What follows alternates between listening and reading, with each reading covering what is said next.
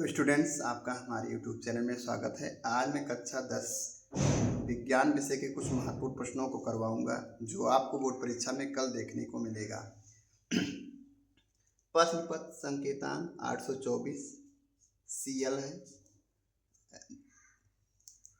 CL ये विज्ञान विषय का है और विषय कोड है 931। तो हम बिना देर किए हुए वीडियो को स्टार्ट करते हैं और देखते हैं, कुछ महत्वपूर्ण प्रश्नों को करते हैं। इन महत्वपूर्ण प्रश्नों में से पहला जो प्रश्न दे रखा है, इसमें बहुविकल्पीय टाइप के प्रश्न खंड आ हमको करना है। खंड आ में बहुविकल्पीय प्रश्न जो है करना है। तो बहुविकल्पीय प्रश्न खंड आ बहुविकल्पीय प्रश्न दे रखा है। उपभाग 1 इसमें दे रखा है, अवतल दर्पण द्वारा बना किसी बिंब का प्रतिबिंब वास्तविक एवं बिंब के ही आकार का है, बिंब रखा है। तो इसका जो विकल्प सही है वो दर्पण के वक्रता केंद्र पर, विकल्प सी सही है। अगला प्रश्न दे रखा है कि पानी से भरे कांच के बीकर में रखा नींबू पार्श्व से देखने पर वास्तविक आकार से बड़ा प्रतीत होता है। तो इसके लिए उत्तरदायी प्रकाशीय परिघटना है, तो ये अपवर्तन है, विकल्प डी सही है। सामान्य नेत्र के लिए स्पष्ट दृष्टि का प्रयास होता है। तो सामान्य नेत्र के लिए स्पष्ट दृष्टि का जो प्रयास होता है 25 सेंटीमीटर, कम से कम 25 सेंटीमीटर और अधिक से अधिक अनंत तक। तो इसका जो विकल्प सही है वो है आपका बी, विकल्प सही है। क्वेश्चन नंबर 4 है कि 20 सेंटीमीटर फोकस दूरी के अवतल लेंस के अक्ष पर कोई बिंब रखा है। प्रतिबिंब लेंस से 30 सेंटीमीटर दूरी पर बनता है। तो लेंस से बिंब की दूरी होगी, तो लेंस से बिंब की दूरी जो होगी इसको हल करना होगा। ये होगा आपका जो है, हमने हल किया है, ये आप जो है ये आपका है। तो इसका जो विकल्प सही होगा वो 60 सेंटीमीटर या आया है 60 सेंटीमीटर।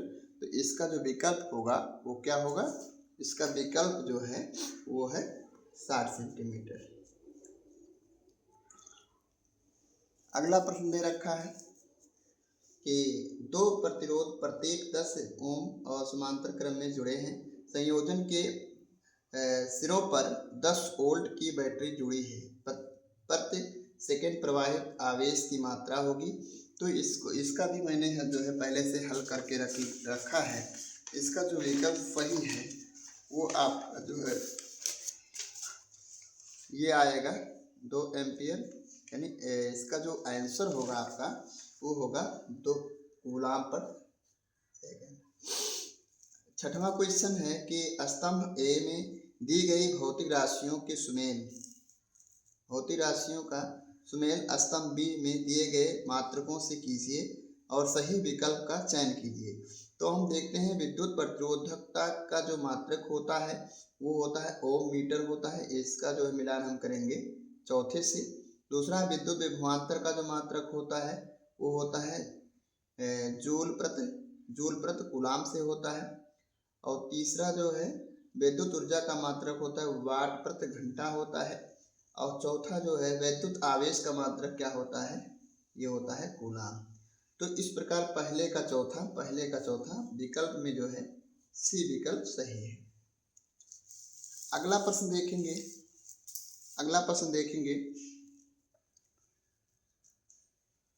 कि तांबे के तारों की 2 कुंडलियां एक दूसरे के निकट रखी हैं। एक कुंडली में विद्युत धारा का मान परिवर्तित होने पर दूसरी कुंडली में भी धारा प्रवाहित होने लगती है। इस परिघटना का कारण है, तो इस परिघटना का कारण है अन्योन प्रेरण, विकल्प सी सही है। अगला प्रश्न दे रखा है, निम्नलिखित रासायनिक समीकरणों को पूरा कीजिए। निम्नलिखित रासायनिक समीकरण को पूरा करने के लिए यहाँ पर हमको लिखना होगा CaOH के होल ट्वाइस, अर्थात इसका जो विकल्प सही है वो विकल्प बी सही है, CaOH के होल ट्वाइस। अगला प्रश्न दे रखा है कि रासायनिक अभिक्रिया दे रखा है Fe plus CuSO4 FeSO4 plus Cu। तो इसका जो होगा वो विस्थापन अभिक्रिया होगा, विकल्प ए सही है। अगला है बेकिंग सोडा का सूत्र होता है, तो बेकिंग सोडा का सूत्र जो होता है वो होता है NaHCO3 होता है, NaHCO3 होता है। विकल्प बी सही है। अगला प्रश्न दे रखा है कि निम्नलिखित में असंतृप्त हाइड्रोकार्बन है, असंतृप्त हाइड्रोकार्बन C2H4 है। विकल्प बी सही है। अगला प्रश्न दे रखा है कि नाइट्रोजन के द्विपरमाणु अणु में अबांध होगा, तो इसमें अबांध जो होता है वो त्रिअबांध होता है। विकल्प सी सही है।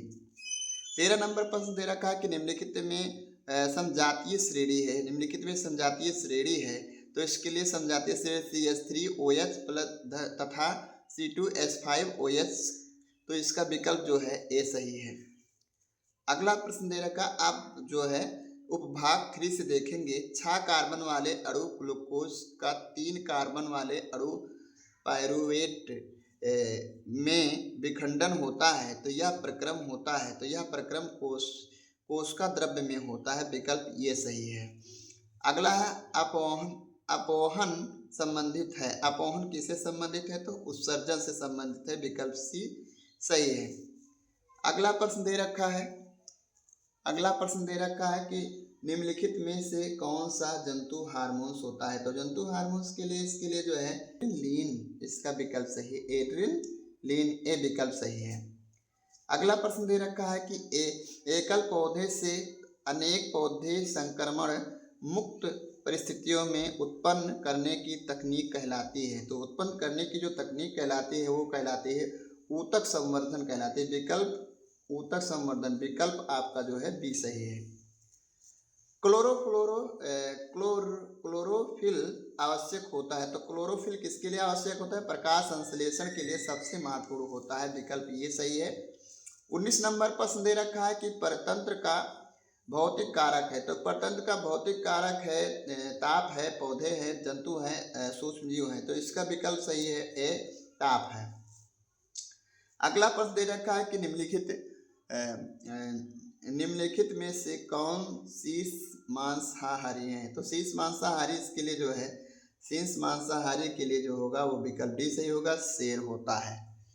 तो ये जो है आपका 20 विकल्प हो गए। हम आशा करते हैं कि आपको ये सारी क्वेश्चन अच्छे से समझ में आ गया होगा। अगर ये प्रश्न सभी समझ में आया है, कल आपको ये परीक्षा में देखने को मिलेगा सुबह। तो अगर आप हमारे चैनल पे नए हैं तो चैनल को सब्सक्राइब करिए, लाइक करिए, बेल आइकन को प्रेस करिए, शेयर करिए। अब हम कुछ बड़े क्वेश्चन को देखने वाले हैं जो पूछा जाता है बड़े प्रश्नों में। जैसे इसमें से अब हम खंड बा करने वाले हैं, खंड बा पार्ट बी, वर्णनात्मक प्रश्न उपभाग फर्स्ट देखेंगे। लिखा है किरण आरेख द्वारा उत्तल दर्पण से प्रतिबिंब का बनना दर्शाइए। जबकि बिंब दे रखा है अनंत पर हो और दूसरा दे रखा है दर्पण के ध्रुव और अनंत के बीच हो।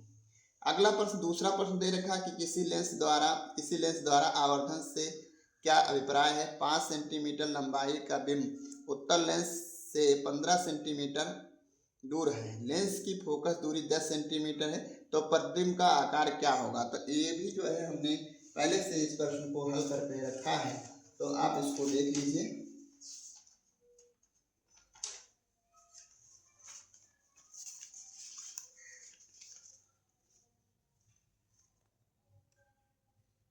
ये है आपका, तो इसका जो आंसर है आपका, ये आपका जो है ये सवाल दे रखा है 10 सेंटीमीटर, ये सवाल में दे रखा है।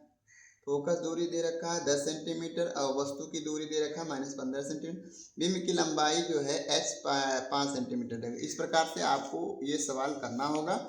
इसका जो आंसर आएगा वो आएगा आपका ये जो है -10, अर्थात अतः प्रतिबिंब का आकार -10 सेंटीमीटर होगा। माइनस चिन्ह ऋण चिन्ह जो दर्शाता है कि प्रतिबिंब वास्तविक तथा उल्टा होगा।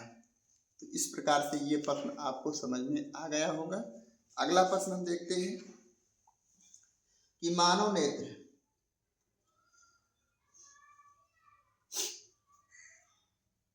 नेत्र के अभिनेत्र लेंस की सामंजन क्षमता का अर्थ स्पष्ट कीजिए। अभिनेत्र लेंस द्वारा प्रतिबिंब कहाँ बनता है। दूसरा प्रश्न दे रखा है कि किसी प्रिज्म द्वारा प्रकाश किरण आवर्तन को किरण आरेख द्वारा दर्शाइए तथा निर्गत कोण एवं विचलन कोण इंगित कीजिए। अगला प्रश्न, तीसरा प्रश्न, तीसरे का फर्स्ट दे रखा है। ओम का नियम लिखिए। दिए गए परिपथ में प्रवाहित विद्युत धारा का प्रत्येक प्रतिरोध के सिरों पर विद्युत विभवांतर का मान होगा। ये दे रखा है, एक आपका डिवाइस दे रखा है, इसमें जो है 15 ओम 15 ओम 15 में ये समांतर क्रम में लगे हैं, 10 वोल्ट जो है विभवांतर लगा हुआ है। तो दूसरा जो प्रश्न इसका दे रखा है कि तीसरे का दूसरा दे रखा है कि विद्युत धारा का उसमें प्रभाव से आप क्या समझते हैं। 10 ओम प्रतिरोध वाले ताप में 15 एम्पियर धारा तथा 30 मिनट तक प्रवाहित हो रही है। ताप में उत्पन्न ऊष्मा की मात्रा क्या होगी। तो ये भी जो है हमने प्रश्न पहले से करके रखा है, इसको भी आप लोग देख लीजिए अच्छे से जो है।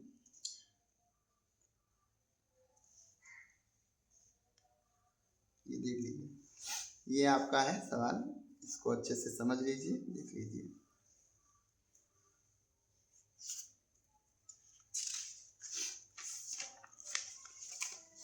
ये है आपका, ये सवाल दे रखा है, हमने पहले से इसको हल कर लिया है। यहाँ पर देख लीजिए, ये आया आई धारा जो है 1.33 एम्पियर, ये आपका हो गया। दूसरा प्रश्न, इसमें दूसरा तीसरे का दूसरा भी दे रखा है। 10 ओम दिया है, आई 15 एम्पियर और समय 30 मिनट। तो इसके लिए उत्पन्न ऊष्मा का मात्रक जूल के ताप नियम से हम करेंगे इसको। H बराबर आई स्क्वायर RT होता है, मान सभी मान रख देंगे, हल कर लेंगे। ये आपका आन जो आया वो आया, ये आंसर ये आपका हो गया।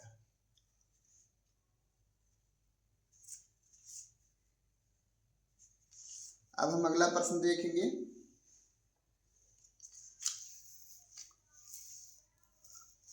अगला प्रश्न दे रखा है, चौथा प्रश्न है। चौथे का पहला है कि चुंबकीय क्षेत्र रेखाओं के किन्हीं दो गुणों का उल्लेख कीजिए। दूसरा प्रश्न दे रखा है कि किसी सीधे धारावाही चालक द्वारा उत्पन्न चुंबकीय क्षेत्र के मान को प्रभावित करने वाले दो कारकों का उल्लेख कीजिए। तीसरा दे रखा है, सीधे धारावाही तार द्वारा उत्पन्न चुंबकीय क्षेत्र की दिशा ज्ञात करने का नियम लिखिए। और अथवा करके भी दे रखा है कि धारावाही परिनालिका के कारण उत्पन्न चुंबकीय बल रेखाओं को चित्र में बनाइए। घरेलू विद्युत परिपथ में फ्यूज का प्रयोग क्यों किया जाता है। और अंतिम प्रश्न, तीसरा प्रश्न दे रखा है कि 20 वाट का एक रेफ्रिजरेटर 10 घंटे प्रति दिन चलाया जाता है, तो 6 प्रति किलोवाट प्रति घंटा की दर से 30 दिन तक चलाने के लिए ऊर्जा का मूल्य ज्ञात कीजिए। तो ये भी सवाल हमने पहले से कर करके रखा है, इसको भी आप लोग देख लीजिए। इसका जो आएगा ये आपका है, ये दे रखा है, इसका जो आएगा 360 रुपया आएगा आंसर, को देख लीजिए अच्छे से, 360 रुपया। अगला प्रश्न दे रखा है, पांचवें का फर्स्ट दे रखा है कि निम्नलिखित अपक्रियाओं के लिए संतुलित समीकरण लिखिए। पहला दे रखा है कि aluminium plus copper chloride aluminium chloride plus copper. दूसरा प्रश्न दे रखा है मैग्नीशियम हाइड्रोक्लोरिक अम्ल plus magnesium chloride plus hydrogen. तो इसके लिए जो संतुलित समीकरण हमने पहले से लिख करके रखा है, पहले का आपका जो होगा वो होगा, पांचवे का पहले ए का होगा 2Al plus 3CuCl2 arrow 2AlCl3 plus 3Cu। और पांचवे का फर्स्ट का वी होगा Mg plus 2HCl arrow MgCl2 plus H2। ये आपका हो गया। तो ये दोनों क्वेश्चन हो गए इसके। अब अगला प्रश्न देखते हैं कि निम्नलिखित यौगिकों के IUPAC नाम लिखिए। तो इसमें हम देखते हैं हाइड्रोजन के साथ में 1 2 3 4 3 कार्बन लगा हुआ है और उसके बाद में क्लोरीन Cl लगा हुआ है। तो इसका जो होगा वो होगा आपका क्लोरोप्रोपेन होगा, क्लोरोप्रोपेन, फर्स्ट क्लोरोप्रोपेन होगा, एक हाइड्रोजन के साथ में लगा हुआ है। एक हाइड्रोजन लगा तो ये फर्स्ट होगा क्लोरोप्रोपेन। अगला जो है दूसरा जो दे रखा है, पांचवें का जो दूसरा है वो भी देखिए, दूसरा है आपका कि H, इसमें 1 2 3 4 हाइड्रोजन लगा हुआ है, उसके साथ में OS भी लगा हुआ है। तो इसके लिए जो IUPAC नाम होगा वो होगा आपका फर्स्ट, इसके लिए जो नाम होगा वो होगा ब्यूटेन। क्या होगा? ब्यूटेन होगा, क्योंकि हाइड्रोजन के साथ में 1 2 3 4 कार्बन लगा हुआ है और इसके साथ में OH के भी लगा हुआ है, तो इसके लिए ये होगा आपका ब्यूटेन होगा। अब आगे देखते हैं, छठवां प्रश्न है, छठवें का फर्स्ट है संक्षारण को समझाइए, इसके 2 उदाहरण लिखिए। इसके 2 उदाहरण लिखिए। और छठवें का दूसरा दे रखा है विरंजक चूर्ण के निर्माण की रासायनिक अभिक्रिया का रासायनिक समीकरण तथा इसके 2 उपयोग लिखिए। तो इसके रासायनिक समीकरण हमने जो है लिखा है, तो यहाँ पर देखिए विरंजक चूर्ण का निर्माण सूक्ष्म बुझे हुए चूने CaOH के होल ट्वाइस पर Cl2 गैस प्रवाहित करने पर होता है। इसके लिए समीकरण दे रखा है CaOH के whole twice plus Cl2 arrow CaCl2 plus H2, ये आपका हो गया। अगला प्रश्न दे रखा है और अंतिम प्रश्न है, नहीं अंतिम प्रश्न है, सॉरी, सातवां प्रश्न, सातवें का प्रश्न दे रखा है कि ऊष्माक्षेपी एवं ऊष्माशोषी अपक्रिया क्या है, उदाहरण सहित लिखिए। अगला दूसरा, सातवें का दूसरा दे रखा है कि विद्युत अपघटनी परिष्करण से आप क्या समझते हैं, सचित्र सहित समझाइए। आठवां करके भी दे रखा है निम्नलिखित पर संक्षिप्त टिप्पणी लिखिए। दैनिक जीवन में pH का महत्व लिखिए। मिसेल क्या है और तीसरा धातु अधातु क्या है। अब इस प्रकार से आठवां प्रश्न दे रखा है। आठवां प्रश्न है कि पोषी स्तर क्या है, पोषी स्तर क्या है, एक आहार श्रृंखला का उदाहरण दीजिए तथा इसमें विभिन्न पोषी स्तर बताइए। नौवां प्रश्न दे रखा है कि निम्नलिखित पर टिप्पणी लिखिए। पहला प्रश्न है कि राइजोपस में बीजाणु समासंग क्या है, और दूसरा जो है बीज अंकुरण क्या है। इस प्रकार से 10वां प्रश्न दे रखा है। 10वां प्रश्न है कि मानव के पाचन तंत्र का सचित्र वर्णन कीजिए। और 11 नंबर प्रश्न दे रखा है कि पादपों में समन्वय का उदाहरण सहित वर्णन कीजिए। 8वां करके दे रखा है कि निम्नलिखित पर टिप्पणी लिखिए। पहला है ग्रेगर जॉन मेंडल और दूसरा जो है वो है आपका प्रत्यावर्ती चाप। तो हम आशा करते हैं कि आपको ये वीडियो समझ में आया होगा। अगर ये वीडियो आपको समझ में आया है तो चैनल को लाइक करिए, सब्सक्राइब करिए, बेल आइकन को प्रेस करिए ताकि मैं नेक्स्ट वीडियो डालूँ तो आप तक नोटिफिकेशन पहुँचे। जय हिंद, जय भारत, वंदे मातरम।